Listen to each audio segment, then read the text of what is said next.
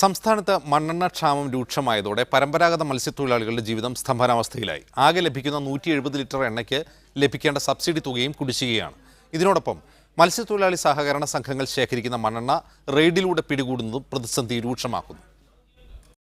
സർക്കാർ നൽകുന്ന 170 ലിറ്റർ മണ്ണെണ്ണ കൊണ്ട് 5 ദിവസത്തിലധികം കടലിലിറങ്ങാൻ കഴിയില്ല. സിവിൽ സപ്ലൈസിൽ നിന്ന് കൊടുക്കുന്നത് 38 എണ്ണ, ജില്ലാ മത്സ്യപ്പെട്ടിൽ നിന്ന് കൊടുക്കുന്നത് 140 എണ്ണ.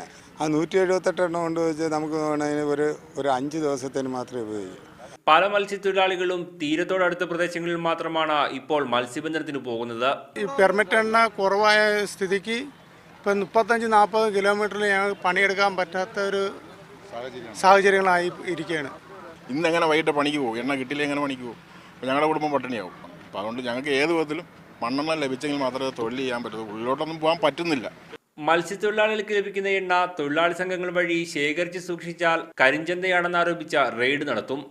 സംഘങ്ങൾ വിൽപ്പനയല്ല, എല്ലാം സംഘങ്ങൾ പൊതുവായിട്ട് എൻ്റെ എണ്ണ സംഘങ്ങളെടുത്ത് സംഘങ്ങളിൽ നിന്ന് ഞാൻ പിടിക്കുന്ന മീനും എൻ്റെ കാശ് അവിടെ നിന്ന് എടുക്കുന്നത്. പിന്നെ അതുകൂടാതെ തന്നെ എണ്ണ സൂക്ഷിക്കാനുള്ള വീടൊന്നും അല്ല നമ്മുടെയൊക്കെ വീട്.